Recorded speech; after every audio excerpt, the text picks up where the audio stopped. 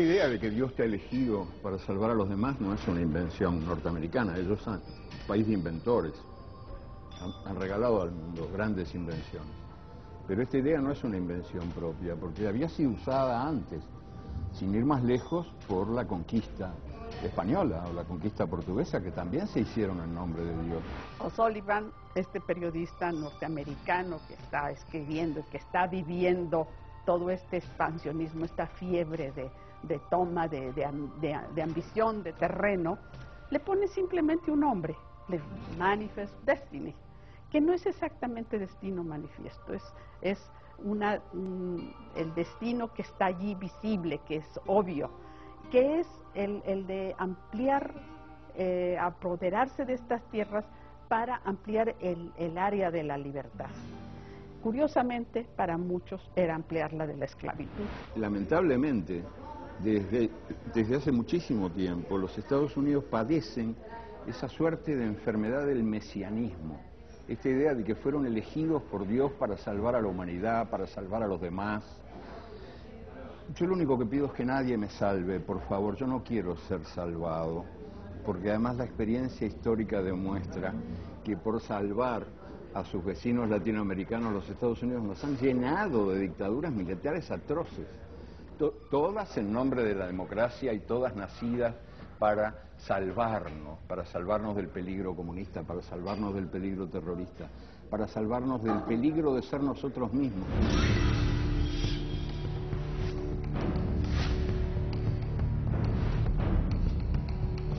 A lo largo de toda nuestra historia, los latinoamericanos hemos sufrido decenas de intervenciones militares a nuestro continente.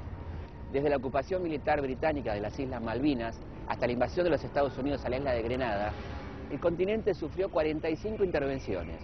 Algunas fueron invasiones militares, otras bloqueos económicos e incluso guerras. La última se produjo hace 20 años.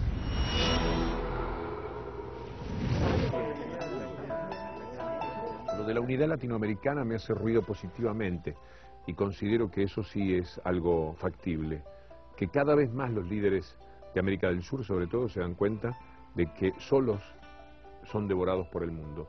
Unidos tienen más poder. Lástima que todavía no se puedan unir en esas corrientes que se dan hacia la izquierda o hacia la derecha al mismo tiempo en los países. En este momento hay confrontaciones, hay países que están en el centro, otros que van por la izquierda y otros que van por la derecha, y ya es más difícil conciliar esos ánimos políticos. Pero igual, aún así, yo avisoro un destino común inevitable en el sentido positivo para América del Sur.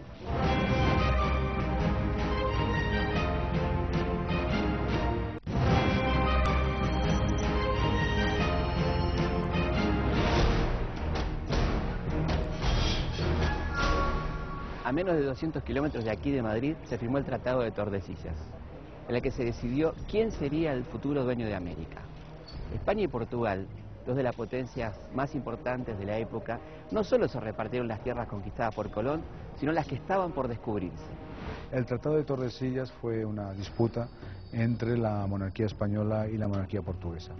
Hay que significar y hay que recordar que para esos años, para esos siglos, esas monarquías son unas monarquías absolutas y por lo tanto la conjunción entre poder y religión o entre poder e iglesia es una mezcla totalmente integrada.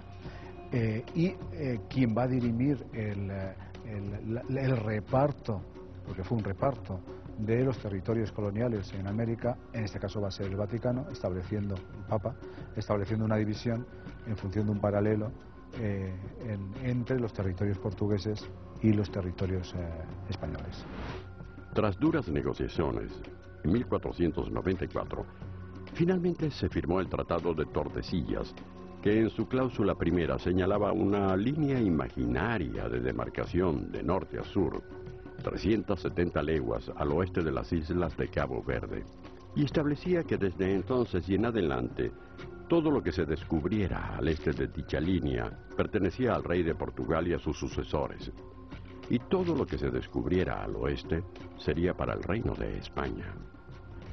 Se había firmado en Tordesillas, a orillas del Duero, bajo el escudo de armas de los Reyes Católicos, que tiene al águila de San Juan, el símbolo de la evangelización, como figura principal. Otro escudo que tiene un águila en su centro es el de los Estados Unidos. Allí, en 1933, el presidente Franklin Delano Roosevelt ponía en marcha la política del buen vecino, una estrategia para unir al continente americano contra Alemania, Italia y Japón.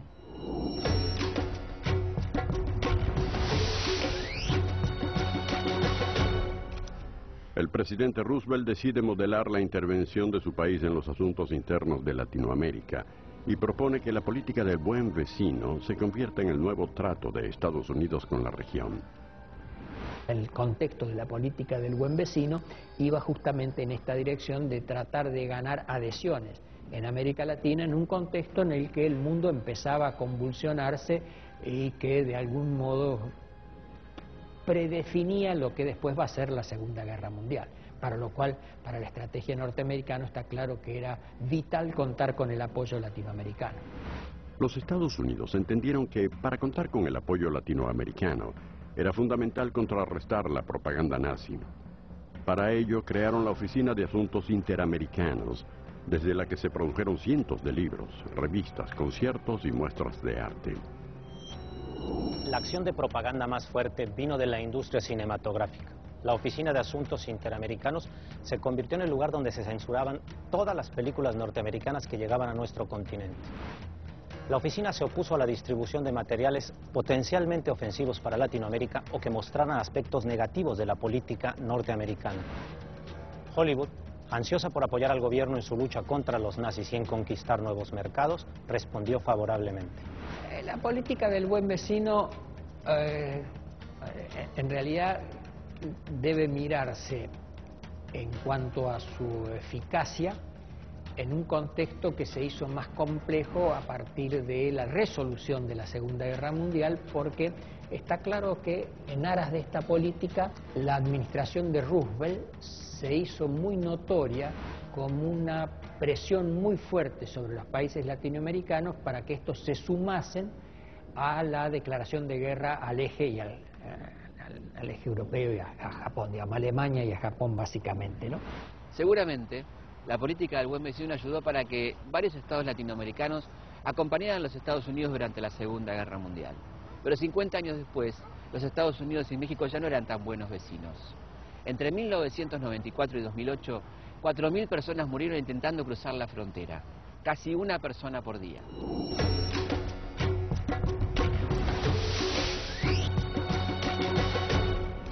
La historia de la fluctuante frontera entre México y Estados Unidos comienza cuando un grupo de colonos norteamericanos ocupa Texas, por entonces territorio mexicano.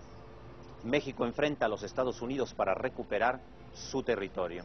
El general Santa Anna, a cargo del gobierno mexicano, es derrotado. Un año después, California es ocupada por los Estados Unidos. Al finalizar la guerra, México había perdido más de la mitad de su territorio. El problema de la frontera es muy penoso para los mexicanos.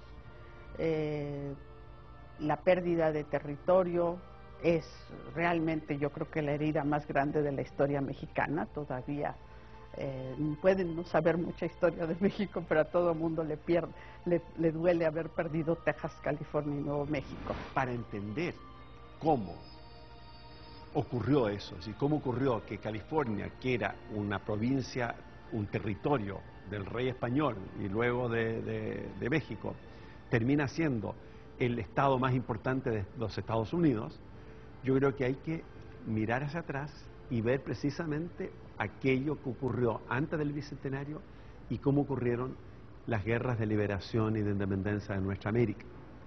Digamos, mi pregunta ideológica, de la cual yo parto, es ¿por qué no vino nadie a rescatar y ayudar a los californios cuando estaban siendo sobrepasados por los norteamericanos? ¿Qué ocurrió ahí?